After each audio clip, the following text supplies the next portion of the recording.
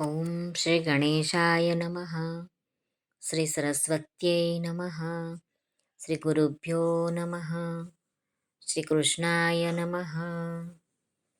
સચ્ચિદાનંદરૂપાય વિશ્વોત્પત્યાદિહેતવે તાપત્રય વિનાશાય શ્રી કૃષ્ણાય વયમ નમઃ. આજના વિડીયોમાં આપણે સાંભળીશું શ્રીમદ્ ભાગવત કથા દસમ સ્કંદ.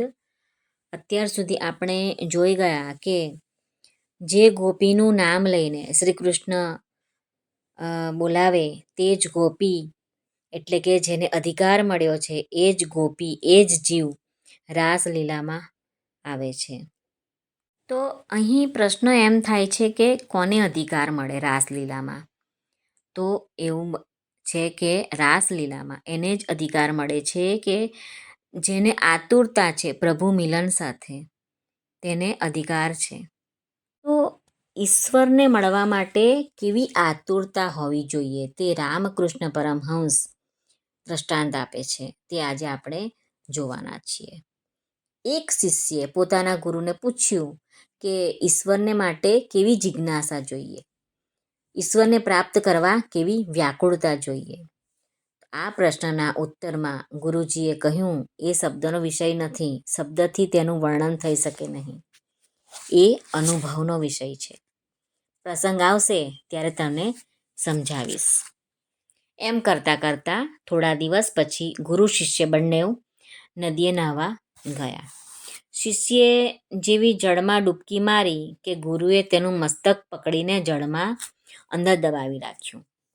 શ્વાસ રૂંધાતા શિષ્યનો જીવ મૂંઝાવા લાગ્યો. એકદમ વ્યાકુળ થઈને તરફડિયા મારવા લાગ્યો. ત્યારે ગુરુજીએ તેને છોડ્યો. શિષ્ય કહે, બાપ રે, મને તો લાગ્યું કે હમણાં જ મારા પ્રાણ હવા વગર છૂટી જશે.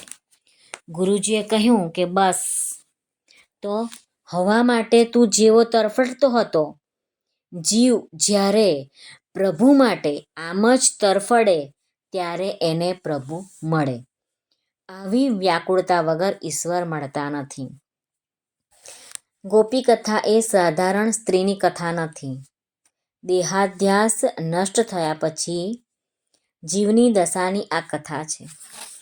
ગોપીઓને સગા સંબંધીઓ અટકાવે છે કે તું રાસલીલામાં ના જઈશ, પણ તે અટકતી નથી, અટકી શકતી જ નથી, કારણ કે એનો જીવ પ્રભુ મિલન સાથે જ અધીરો બની ગયો હોય છે.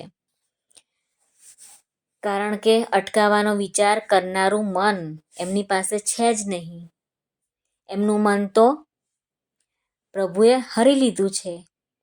મીરાબાઈ એક ભજનમાં કહે છે કે પ્રભુ, મારો જીવ પાણી બહાર પડેલી માછલીની પેઠે તરફડે છે, તારા દર્શન વગર મને ચેન પડતું નથી.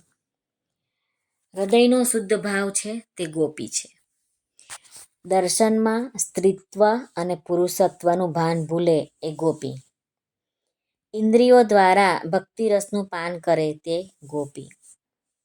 ઘરમાં રહી ભક્તિ કરવી કઠણ છે. પોતાની સ્ત્રીમાં પણ માતૃભાવ રાખતા આવડે તો ઘરમાં રહીને પણ ભક્તિ થાય, ભક્તિમાં તન્મયતા આવે. પછી હું પુરુષ છું કે સ્ત્રી તેનું પણ ભાન રહેતું નથી. સ્ત્રીત્વ અને પુરુષત્વનું ભાન જ્યાં સુધી છે ત્યાં સુધી કામ મનમાંથી જતો નથી. આ ગોપીઓ સાધારણ જીવ નથી, પણ ઋષિમુનિઓ છે. ગોપીઓમાં કેટલીક સાધન સિદ્ધા ગોપીઓ હતી, તો કેટલીક ઋષિરૂપા ગોપીઓ હતી, તો કેટલીક સ્તુતિ રૂપા ગોપીઓ હતી, અને કેટલીક સ્વયં સિદ્ધા હતી, ત્યારે કેટલીક તો અનન્ય પૂર્વા, અને કેટલીક તો એવી ગોપી હતી કે જે અદ્ભુત હતી, અતિ અદ્ભુત, કે જે સંસારનો ભોગ ભોગવ્યા વિના જેને વૈરાગ્ય આવ્યો છે, તેવા જીવ એ અનન્ય પૂર્વા ગોપીઓ છે. હજારો વર્ષની તપશ્ચર્યા પછી થાકીને ઋષિ મુનિઓએ ગોપીઓનો અવતાર લીધો છે. એ અનન્ય પૂર્વા ગોપીઓ છે. ઋષિઓ તપશ્ચર્યા કરી, યોગ સાધના કરી કંટાળી ગયેલા, તેથી પોતાનું કામ શ્રી કૃષ્ણને અર્પણ કરવા ગોપીઓ થઈને આવેલા છે.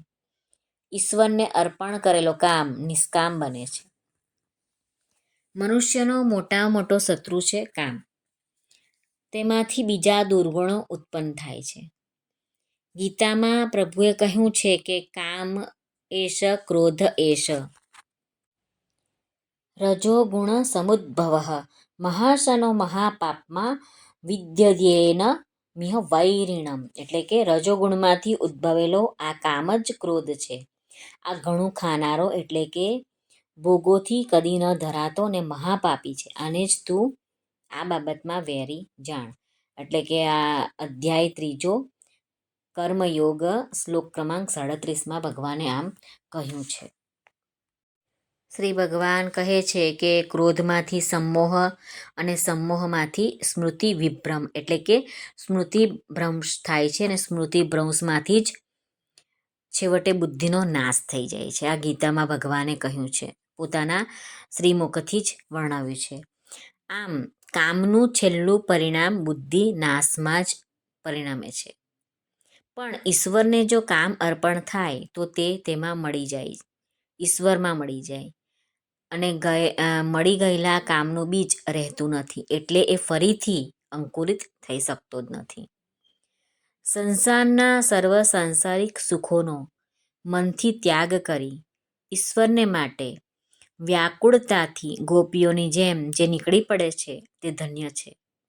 તેથી તો ભગવાન ગોપીઓનું સ્વાગત કરતા કહે છે, મહાભાગ્યશાળી સ્ત્રીઓ આવો આવો, એવી રીતે આવકારે છે.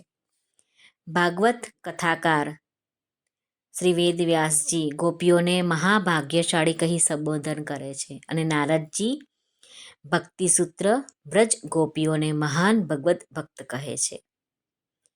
ભગવાન એક ગોપીને મહાભાગા કહે છે. મહાભાગા એટલે મહાભાગ્યશાળી. મોટરમાં ફરે કે વિમાનમાં ફરે તે ભાગ્યશાળી નથી.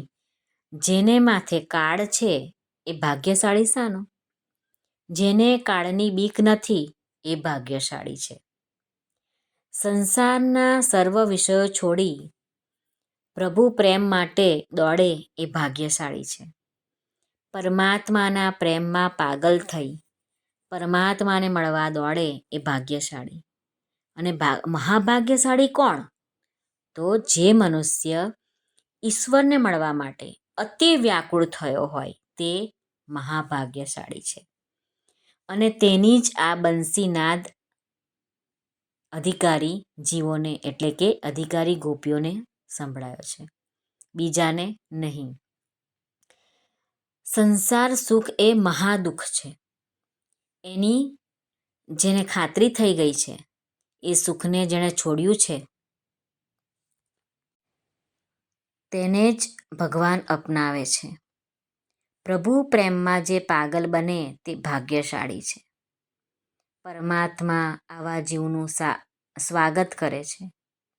શ્રી કૃષ્ણ ગોપીઓને પૂછે છે, કેમ દોડતા આવ્યા છો? વ્રજ ઉપર કંઈ આફત તો આવી નથી ને? તમે વૃંદાવનની રાત્રિની શોભા જોવા આવ્યા છો કે શું? તો શોભા જોઈને તમે પાછા ફરો. તમારા પતિ પુત્રો તમારી રાહ જોતા હશે. આમ શ્રી કૃષ્ણ ભગવાન સૌપ્રથમ ગોપીઓને કહેતા હતા કે શરદ પૂનમની રાત્રે હું તને બોલાવીશ, તું આવજે, તું મને મળવા આવજે. અને અત્યારે જ્યારે ભગવાનની વાંસળી જે અધિકારી ગોપીઓને સંભળાય છે અને એ બધું જ સાંસારિક કામ બધા મૂકીને ભગવાનમાં આતુર થઈને ભગવાનને મળવા આવી છે, તો પ્રશ્ન પૂછે છે શ્રી ભગવાન કે કેમ આવી છે તમે અહીંયા? તો આ તો એમ જ થયું ને કે આપણે કોઈ મહેમાનને આપણે આમંત્રણ આપી આવ્યા કે અમુક દિવસે તું મારા ઘરે જમવા આવજે. હવે જ્યારે એ દિવસ આવી જાય અને આપણા ઘરે એ મહેમાન બનીને જમવા પધારે અને આપણે એમને પ્રશ્ન પૂછીએ છીએ કેમ આવવાનું થયું, શા માટે આવ્યા છો, કંઈ કારણ છે, કંઈ થયું છે, કંઈ તકલીફ છે? હવે આ તો સામેવાળો જે મહેમાન બનીને આવે છે તેને કેવું લાગે કે સામે ચાલીને તમે અમને બોલાયા છે જમવા અને ઉપરથી તમે આમ પ્રશ્ન કરો છો? તો આવી દશા ગોપીઓની થઈ ગઈ છે. અંતર્મુખ દ્રષ્ટિ કરી જીવ ભગવાનનું ધ્યાન કરે છે ત્યારે ભગવાન કહે છે કે તું મારી પાસે શું કામ આવે છે? મારી પાસે સુખ નથી, હું સુખ આપતો નથી. સુખ જોઈતું હોય તો ઘેર પાછો જા, તારા પતિ બાંધવો તારી રાહ જોતા હશે. એક અર્થ એમ નીકળે છે કે તમે ઘેર જાઓ, બીજો અર્થ એમ નીકળે છે કે જે જીવ મારા સ્વરૂપમાં મળી જાય તે પછી ઘેર જઈ શકતો જ નથી. પરમાત્માને મળવા માટે જીવ જાય છે ત્યારે તેને એકદમ પરમાત્મા મળતા નથી. તેને એવો ભાસ થાય છે કે પરમાત્મા તેને કહે છે કે તું સંસાર સુખ છોડીને આવ્યો શા માટે? જા, સંસારમાં જ સુખ છે, જા તું. ગોપીઓની પરીક્ષા થાય છે તેમ જીવ માત્રની પણ પરીક્ષા ભગવાન કરે જ છે. ભગવાનની ઈચ્છા એવી હતી કે ગોપીઓ ઘેર જાય, પણ તેઓ જોવા માંગે છે કે ગોપીઓને મારા પર પરિપૂર્ણ પ્રેમ છે કે નહીં. એટલે તેઓ ગોપીઓની પરીક્ષા કરવા કહે છે કે તારા ઘરમાં તને સુખ મળશે, તારા પતિ તને સુખ આપશે, તું પાછી જા. ભગવાન ગોપીઓને આદર્શ સ્ત્રી ધર્મ બતાવે છે કે પતિની સેવા કરવી એ સ્ત્રીનો ધર્મ છે. પતિમાં ઈશ્વર ભાવ ન રાખે તેનો આલોક અને પરલોક બંને બગડે છે. ઘરની એક એક વ્યક્તિની સેવા કરતા સ્ત્રી ઈશ્વરનું સ્મરણ કરે તો તેને મંદિરમાં જવાની જરૂર નથી. યોગીઓને મુક્તિ મળે છે તેવી જ મુક્તિ તેને અનાયાસે મળે છે. સ્ત્રી ઘરમાં રહી ગૃહિણી ધર્મ બજાવે છે તેને પવિત્ર રહેવાની અનુકૂળતા રહે છે. સ્ત્રી પતિમાં તથા પતિના સંબંધીઓમાં ઈશ્વરની ભાવના રાખી પરમાત્માનું સ્મરણ કરે તો સંન્યાસીઓ તેમજ યોગીઓને જે સદગતિ મળે છે તે અનાયાસે તેને પ્રાપ્ત થાય છે. અમથું જ તો શાસ્ત્રમાં નથી કહ્યું ને કે પતિવ્રતાનું પાલન જે સ્ત્રી કરે એને બીજો કોઈ ધર્મ કરવો પડતો નથી. વિયોગમાં ચિત્તની જેવી એકાગ્રતા થાય છે તેવી સંયોગમાં થવી કઠણ છે. અનસૂયા માતાએ અલૌકિક પતિ સેવાના બળથી ત્રિદેવોને પણ બાળકો બનાવ્યા હતા. પતિવ્રતા ધર્મ બહુ મોટો છે. એક પતિવ્રતા સ્ત્રી હતી તે પતિની ખૂબ સેવા કરે છે. એક દિવસ પતિ બહાર ગામથી આવ્યા છે, અત્યંત થાકી ગયા છે એટલે પત્નીના ખોળામાં માથું રાખીને સૂઈ જાય છે. તે વખતે સ્ત્રીનો 1.5-2 વર્ષનો બાળક ખાટલામાં સૂતો હતો. શિયાળાના દિવસો હતા તેથી ખાટલા નજીક અગ્નિ રાખેલો. સ્ત્રીએ જોયું કે છોકરો આડો તો હમણાં અગ્નિમાં જઈને પડશે. તે વિચાર કરે છે કે જો હું છોકરાને બચાવવા જાઉં છું તો પતિદેવ જાગી જાય છે ને એમની ઊંઘમાં ખલેલ પડે છે, અને નથી જતી તો છોકરો આગમાં પડે છે.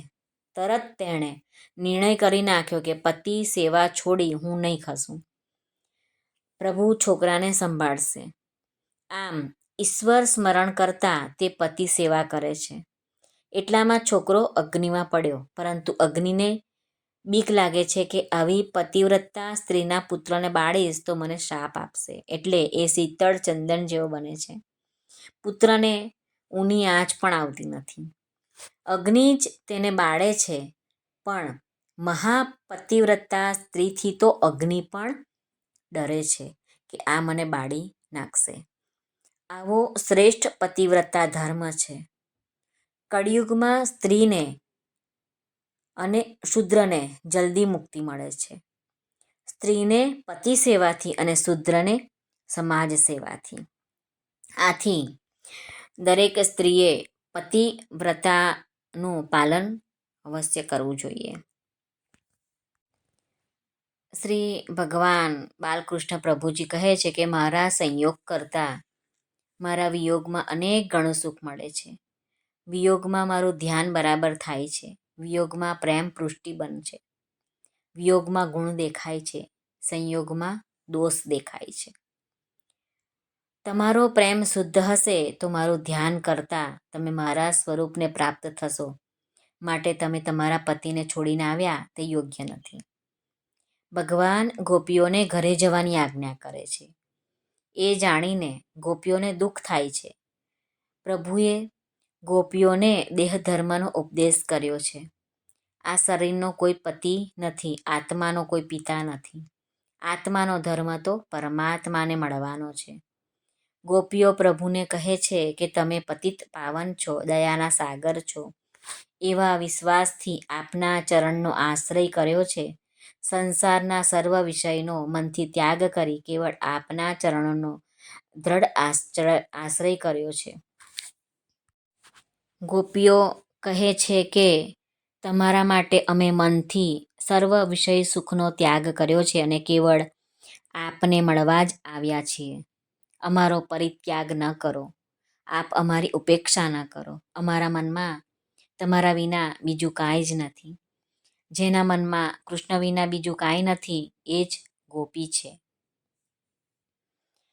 શ્રી કૃષ્ણ શરણમ મમ, શ્રી કૃષ્ણ શરણમ મમ, શ્રી કૃષ્ણ શરણમ મમ, જય શ્રી કૃષ્ણ શરણમ મમ, શ્રી કૃષ્ણ શરણમ મમ, શ્રી કૃષ્ણ શરણમ મમ, શ્રી કૃષ્ણ શરણમ મમ, જય શ્રી કૃષ્ણ શરણમ મમ. આપને આ વિડીયો પસંદ આવ્યો હોય તો લાઈક અને શેર કરશો તથા આ ચેનલ પર નવા હોય તો સબસ્ક્રાઈબ કરી લેશો, જેથી આવનારા નવા વિડીયો તમારા સુધી તરત પહોંચી શકે. જય શ્રી કૃષ્ણ. બધાનો ખૂબ ખૂબ ધન્યવાદ. ખૂબ ખૂબ ધન્યવાદ.